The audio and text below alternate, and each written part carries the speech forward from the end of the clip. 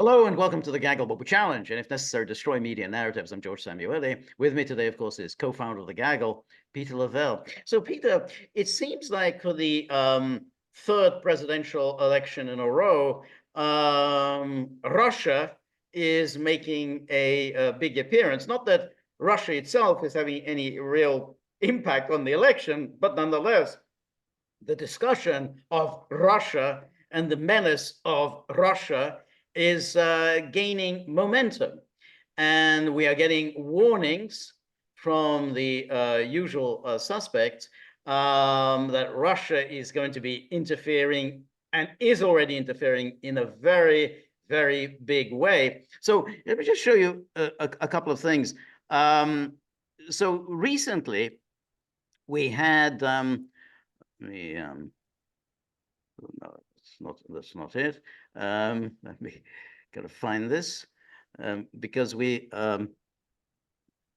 recently we had the a warning. This always has these warning from the intelligence officials, which says here that 100 days until election 2024, and there's a range of foreign actors conducting or planning influence operations targeting US elections. These actors are closely monitoring US political developments, and we expect them to adjust to this month's developments to promote influence narratives seeking to undermine democratic institutions, foment discord, and or change public opinion. And then he goes on. So this is about Israel. Yes, exactly. And then he goes on. The IC, the intelligence community, remains focused on Russia, China, and Iran. You know, if I were in North Korea and they say, well, what about us? You know, we don't get a look in. We just why do you think we have these nuclear weapons? I mean, you got to pay attention. Exactly. We went to all the trouble of getting nuclear weapons, and we can't even make this list.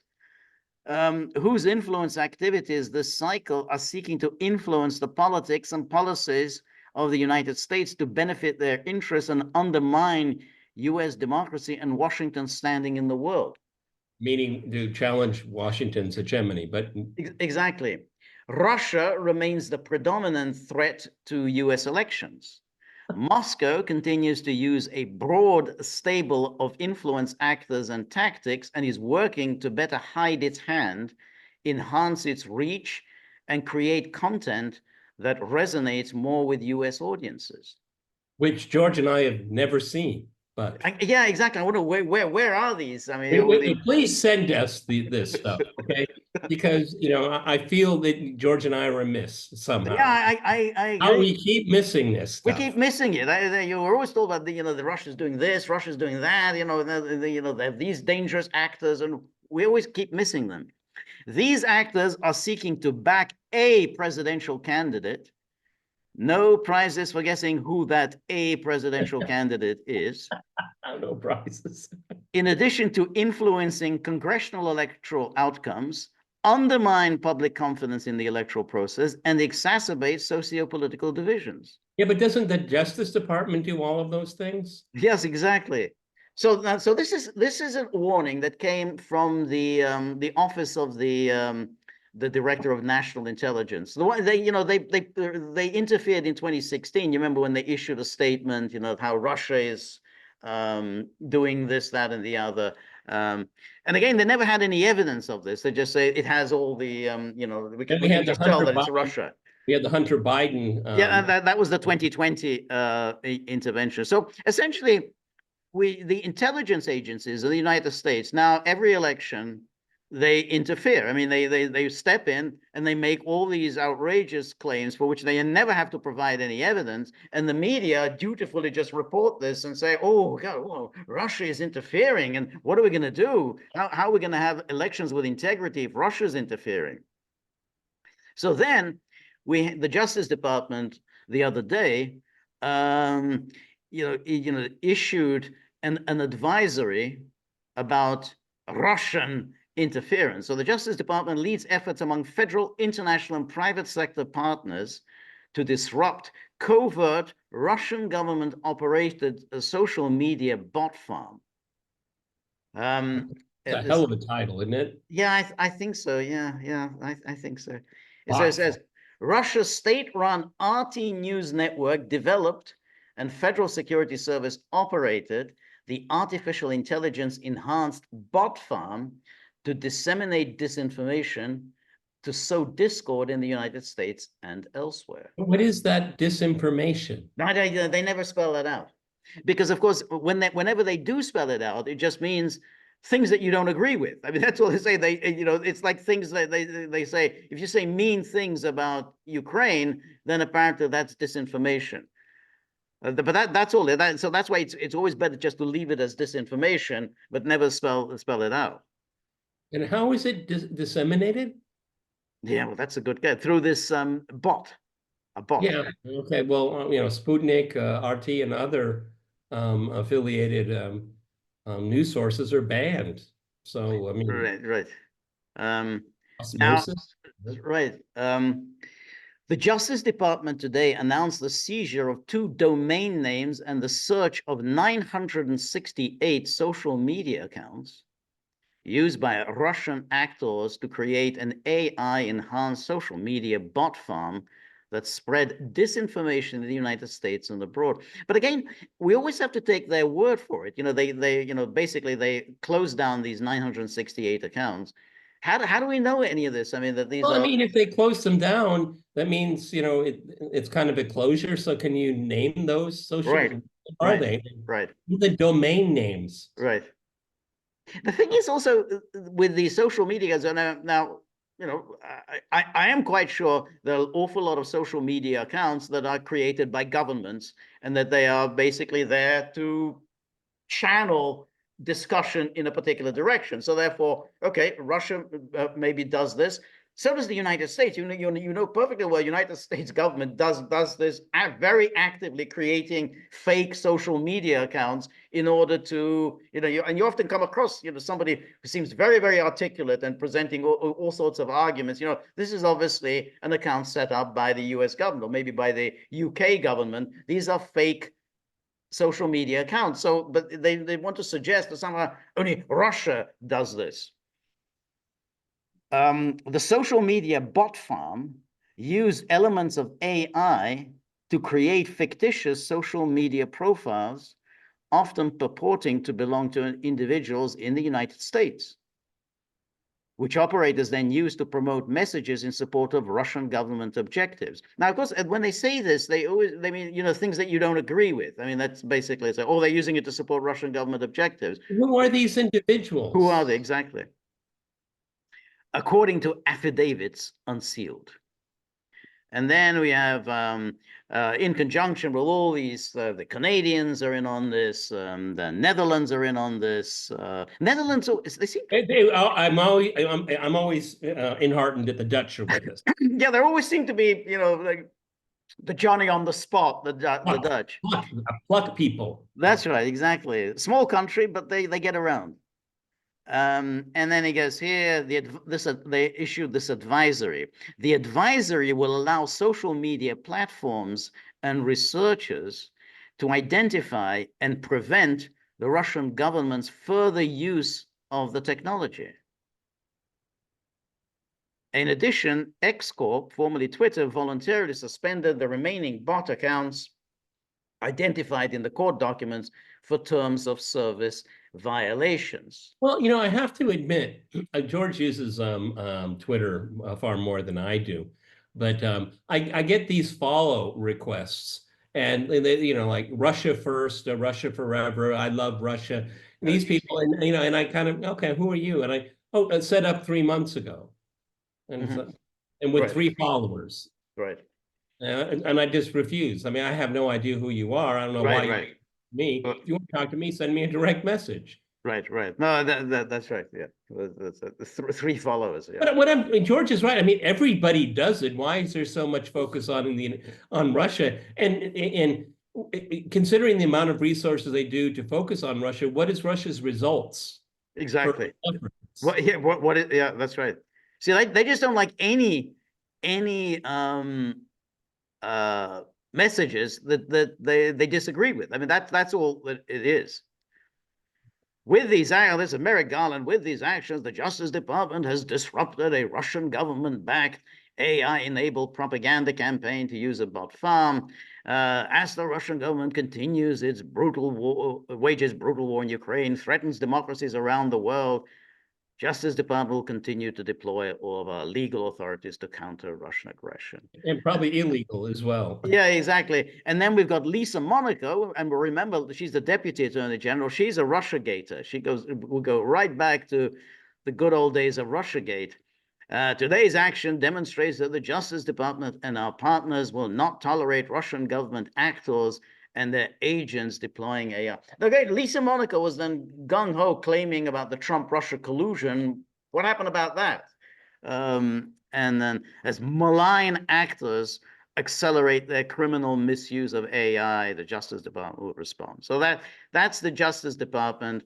And then Christopher Wray does his usual thing. And then they say here that, as described in the affidavits, this individual A, in early 2022, individual A worked as deputy editor-in-chief of RT. Since at least 2022, RT leadership sought the development of alternative means of distributing information beyond RT's standard television news broadcast. Yeah, because they were banned on social media platforms. So and that really is the point here, which is, well, what's the basis of banning anything? I mean, it's like this is a news source. You don't have to agree with it, but it is a news source, and adults should be able to watch news sources. Nobody forces anyone to watch it. Well, exactly, and that's really the point. I mean, it's, you know, essentially the right. They seem to think they have a right to just ban anything they don't like, anything that you know, if you don't like it, you don't agree with it, you just you have a right to ban it. And then there are all these NGOs, these disinformation NGOs, all funded by governments, who advocate for the banning of things that they don't like, as if somehow, well, you have a right. If you don't like it, then you have a right to ban it. And then this goes on, and then they say that they show these pictures of a purported U.S. constituent's reply to a candidate for federal office, a social media post regarding the conflict in Ukraine, with a video of President Putin justifying Russia's actions in Ukraine. I don't understand, how is that in any way propaganda? I mean, if this is a genuine video, I mean, then I don't know. It's and then a purported resident of Minneapolis posted a video of President Putin discussing the belief that certain geographic areas of Poland, Ukraine, and Lithuania were gifts to those countries from the Russian forces that liberated them from Nazi control during that is historically not contested. Right, exactly. But again, they put it very tendentiously. I mean, or gifts to those. I mean, that's not quite the way Putin put it. Well, I mean, the fact is, everyone here is that, so nobody in the intelligence community is watching videos of Vladimir Putin. Right. Nobody in the intelligence community is reading Kremlin.ru. I mean, if they can read it, why can't everyone else? That's right. And then we have a purported U.S. residents of a city identified only as Gresham posted a video claiming that the number of foreign fighters embedded in Ukrainian forces was significantly lower than public estimates. How is that? That doesn't sound like Russian propaganda to me. I mean, if she's saying the number of foreign fighters embedded with Ukrainian forces is significantly lower than public estimates, that I don't quite get this. But again, who are these people? I've never come across this the Sue Williamson. And then again, the Sue Williamson, and then the same purported individual posted a video of President Putin claiming that the war in Ukraine is not a territorial conflict or a matter of geopolitical balance, but rather the principles of the New World Order will be based. Again, doesn't really sound very much like him, so I don't know what that was. But essentially, they're putting this. This is in this the Justice Department press release. So this kind of is. What about the First Amendment? Right, exactly. That's exactly it, and that's really the point. I mean, everybody should, as adults, should have the right to watch whatever they want. And this is a news show. This isn't, again, you don't have to agree with it, but it's a different perspective. And now this is the New York Times. It says US and allies target Russian bots working to spread propaganda. So New York Times always on hand to provide the cover for this. Intelligence officials from 3 countries flagged a Russian influence campaign that used artificial intelligence to create nearly 1,000 fake accounts. Wow, 1,000 fake accounts can change the world, right? Yeah, but exactly. There's 1,000 fake accounts, all of whom have almost no following at all. It's like 3, 4 followers. So, and precisely because when you make a fake account and you just say, I'm Sue Williamson, and there's nothing else about you, I mean, generally it doesn't draw followers because they say, hey, well, Draw me. who are you? Yeah. In a separate briefing, officials, blah, blah, they warned that Russia's efforts to sway public opinion in the United States about American support for Ukraine using the bots paralleled its ongoing efforts to influence the election in November. Yeah, but there's been no evidence that in 16, in 20, No. They made any impact, this alleged meddling made any impact. None at all. And then the officials who spoke on condition of anonymity said Russia was continuing its strategy from 2016 and 2020. No, then it's the Justice Department and it's the U.S. government that's continuing its strategy. Exactly. It's the same strategy that they're stepping in the middle of an election campaign to declare, oh, Russia, as we'll see in the next slide, Russia is interfering to favor one political candidate. RT, which the State Department describes as a critical player in the Kremlin's disinformation propaganda apparatus, has been blocked in the EU, Canada, and other countries, while social media companies have also labeled or otherwise restricted its spread on their platforms. And then, but amazing, they're so influential, but they're banned from this and that. And then it says, even so, it has repeatedly sought new ways to sidestep those restrictions and reach global audiences. A report last month found that thousands of the network's articles had spread online using fake websites with names like man stuff intended to disguise the origin of the content. Again, no one's ever heard of this. And then the Justice Department announcement charged that the network's deputy editor-in-chief worked with an officer of the Russian Federal Security Service to organize the operation. It did not name the editor, but the network's website identifies the person holding that position as Anna Belkina. RT did not respond to a request for comment. And then they bring out again, a RussiaGate alumnus from the German Marshall Fund. You remember the German Marshall Fund? True believers. That's right. From the Alliance for Securing Democracy. That was it. Yeah, all very lavishly funded. And so this Brett Schaffer said, "While today's announcement is obviously good news and shows that the government and private sector are still cooperating to combat foreign malign influence." Again, you think, why is it good news? You close down sites. I mean, even if it's fake, it's still a site. I mean, it's somebody expressing his views, posting something. I mean, why is that good news to close down any sites? We should look at this much the same way we look at drug seizures at the US border. For every influence campaign they catch, there are likely many, many more that have evaded detection. This guy's quite chilling.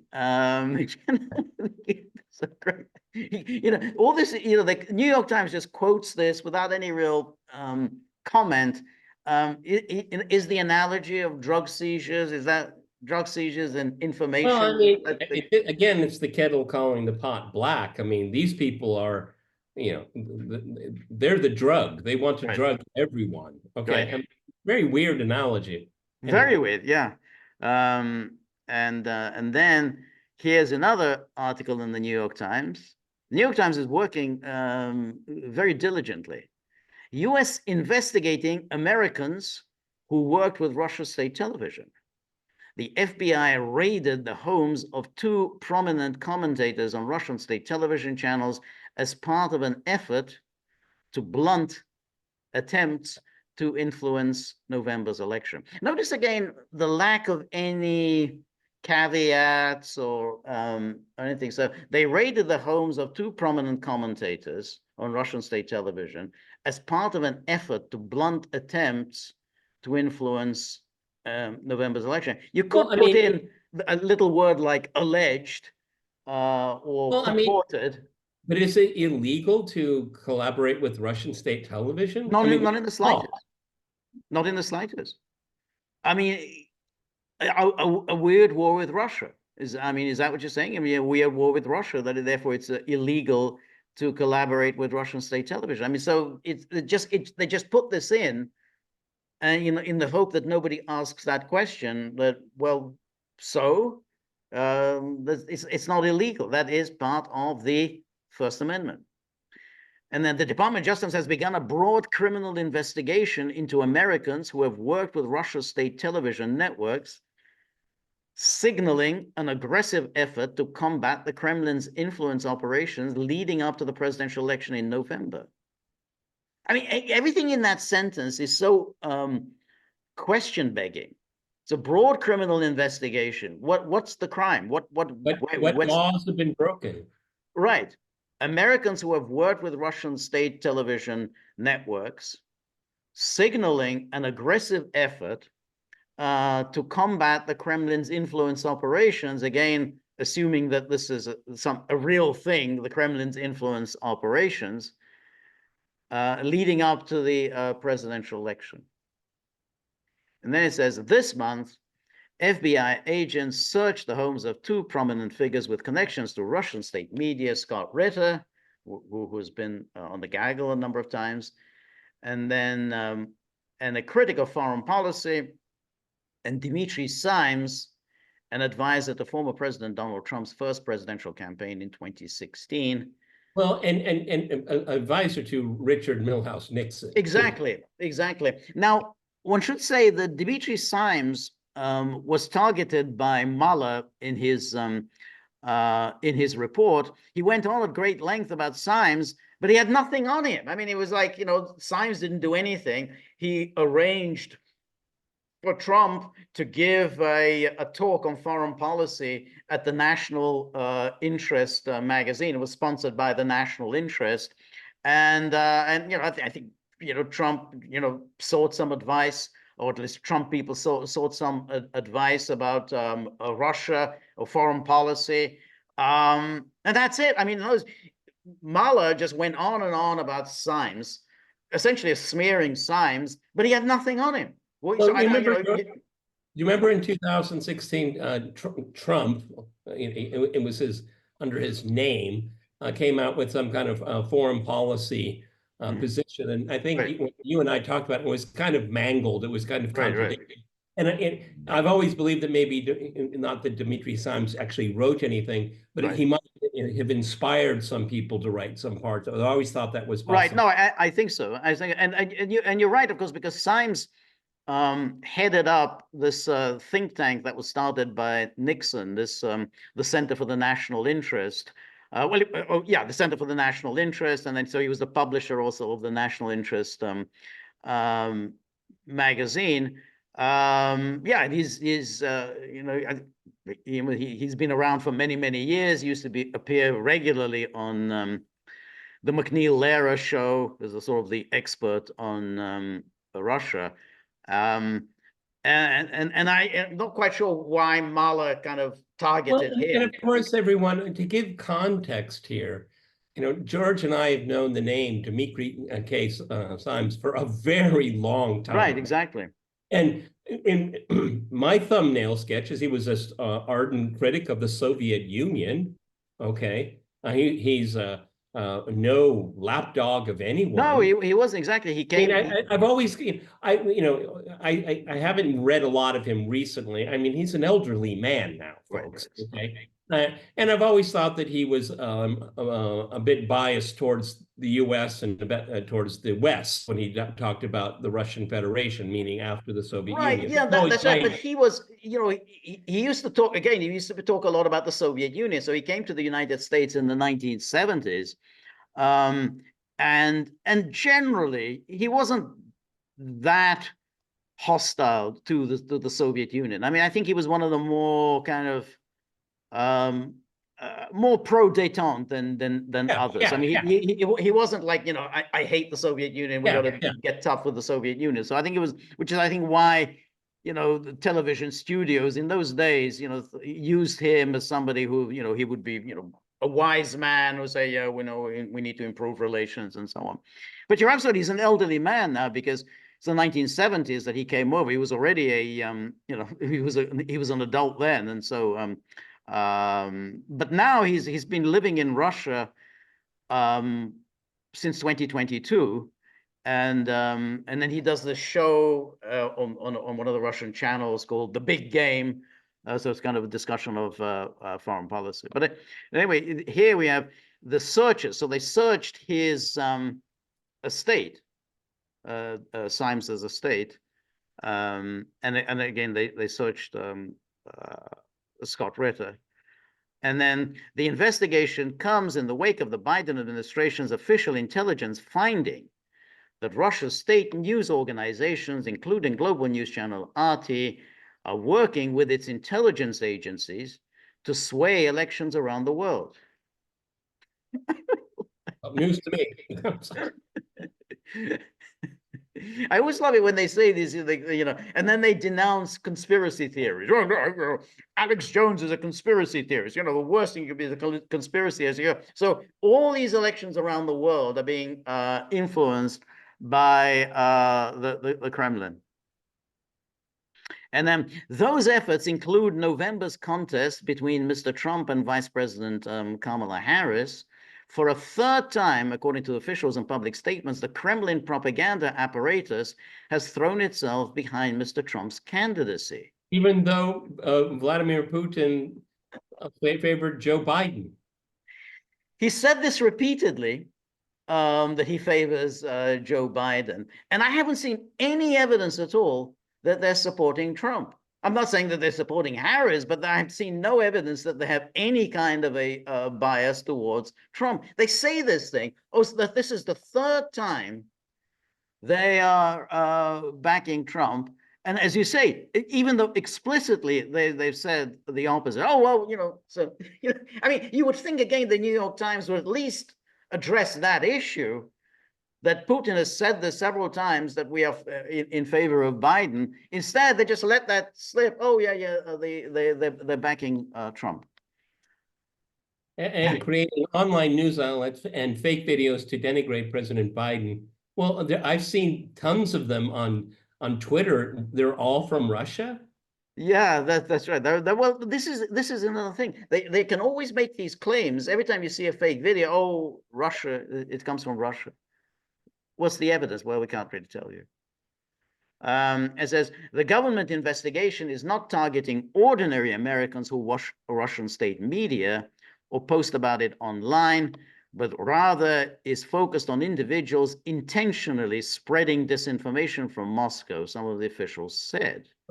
Expressing their opinion is Moscow disinformation. That's right. Spreading. You're spreading disinformation, intentionally spreading disinformation. Again, a few kind of, like you just accept this. You just put this forward and you just accept it without any kind of self-awareness and criticism. Mr. Ritter, who has worked as a contributing writer for RT, said in a telephone interview that an hours-long search of his house in Delmar, New York, seemed to be an effort to intimidate him for expressing his political views. FBI agents and state police seized mobile phones, computers, and hard drives, but did not arrest him. It's an absolute frontal assault on the Constitution of the United States, he said.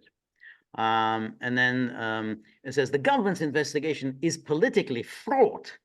This is the New York Times. Politically fraught, rising the furiously partisan debate over Russia's influence in the 2016 presidential campaign. Well, it wasn't really a partisan debate. I'm glad you, Yeah, didn't think I it was mean, either.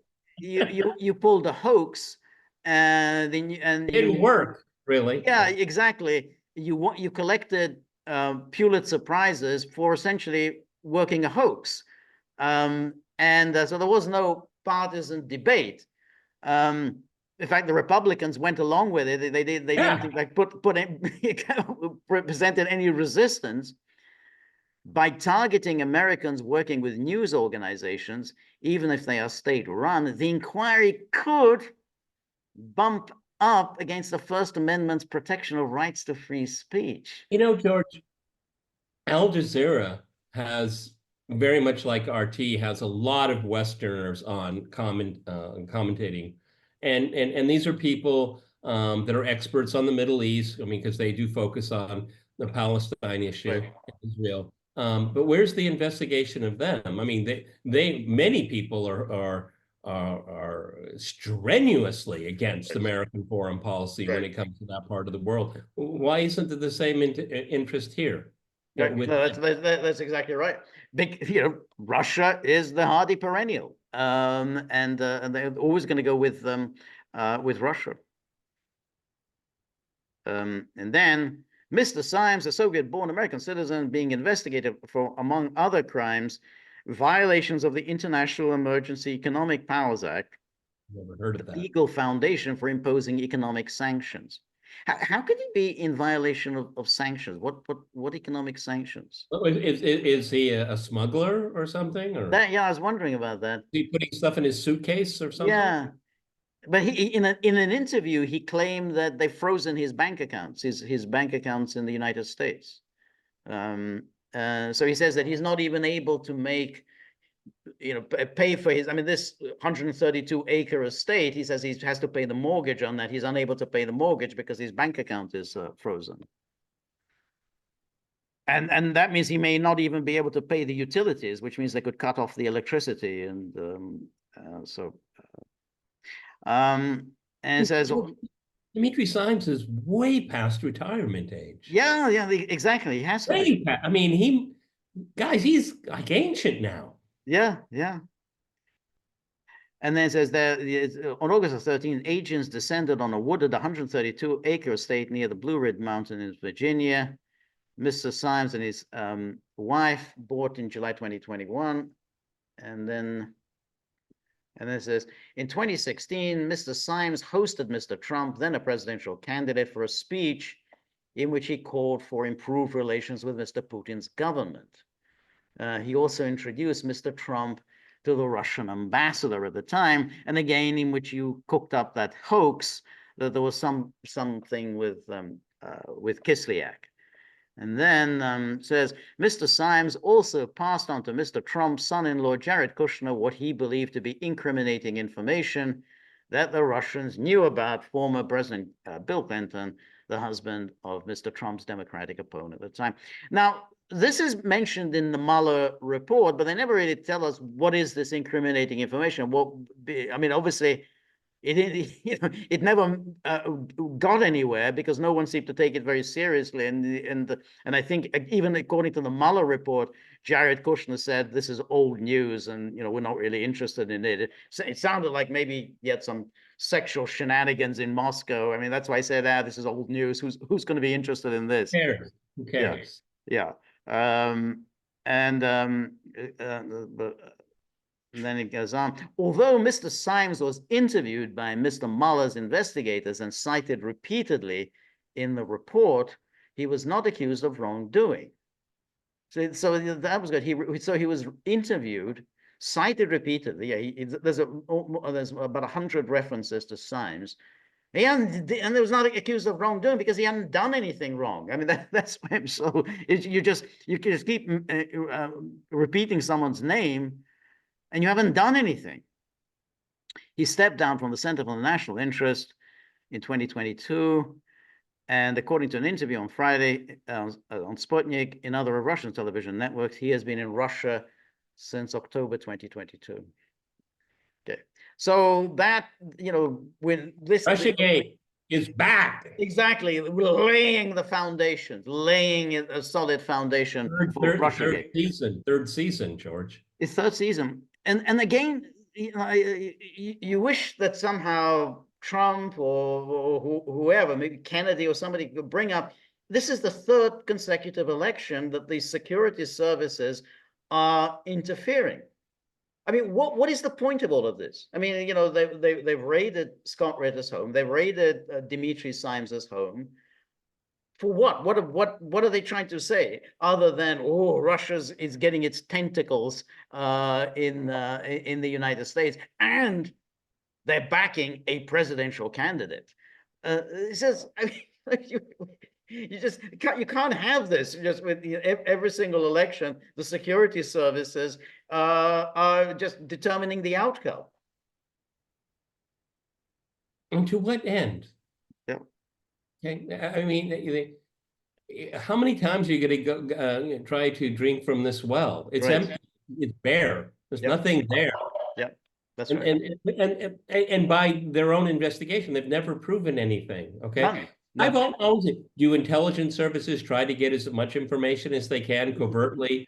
Of course they do. All of them do. Right. Okay. All Right. of them do. All over the world. Right. Even against allies, as they like to say. Right. Nothing new in any of this. I've always said, and this goes all the way back to 2016, you don't have to generate division in American politics. It's baked in. Right. It's already there. That's right. That's exactly right. And but by doing this, by kind of whipping up fear of Russian interference, you were somehow already laying the foundations, as they laid the foundation in 2016, for kind of the hysteria post-election. And this is what they're doing here. The media are very happy to play along with it. And every time you look and say, well, what's your evidence for any of this? What exactly? They wheel out some obscure account and say, oh, well, that was Russian influence operation. Well, where are these Russian influence operations? This person has got 3 followers. George, what if the Russians are actually supporting Kamala Harris? Wow, they're tricky, aren't they? Exactly. Well, I mean, they've evidently, I mean, they discount Putin saying, "Oh, I'm backing Biden." No, obviously that can't be true. That's disinformation. That's Russian disinformation. Misdirection. That's right. Exactly, misdirection play.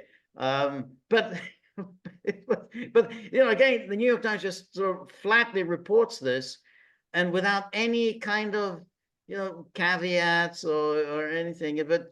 But again, this is clearly how they're going to play. We talked earlier about the lines have been set for the coming election. Well, now an additional ingredient, which is Russia.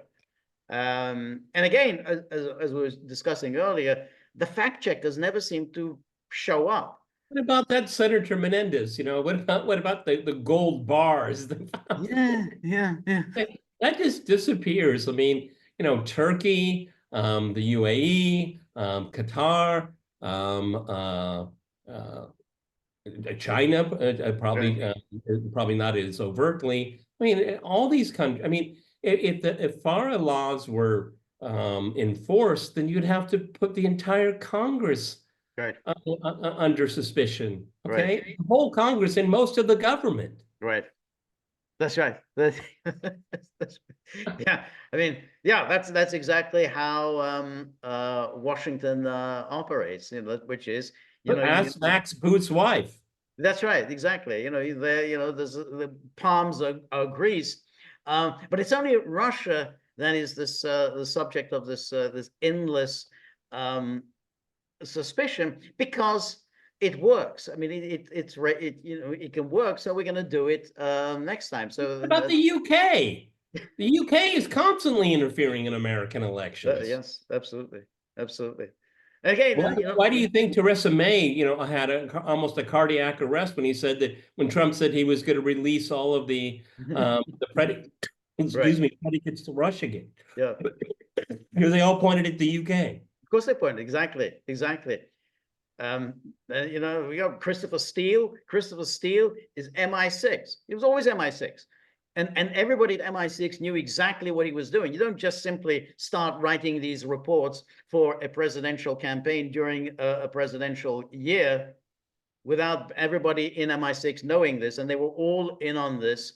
And yeah, you're absolutely right. When Trump said, "Hey, I'm going to start releasing this," yeah, she got very agitated about this, and Trump naively didn't release that report.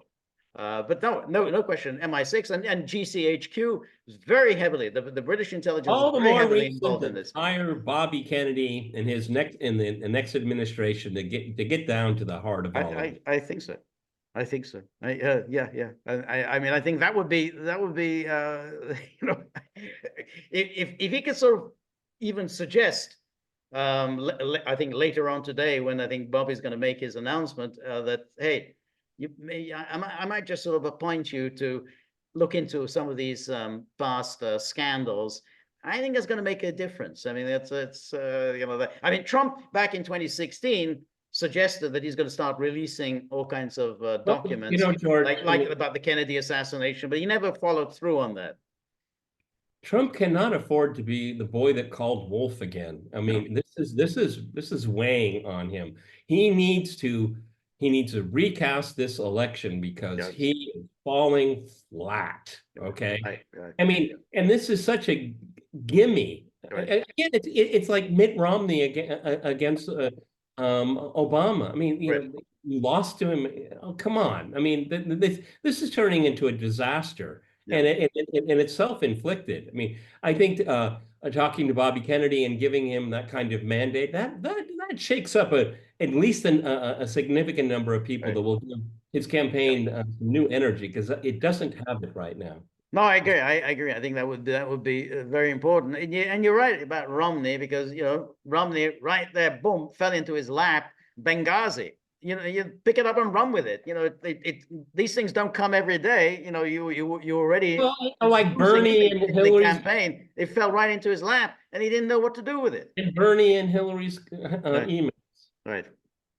Yeah. Politics is ugly. Right. Okay.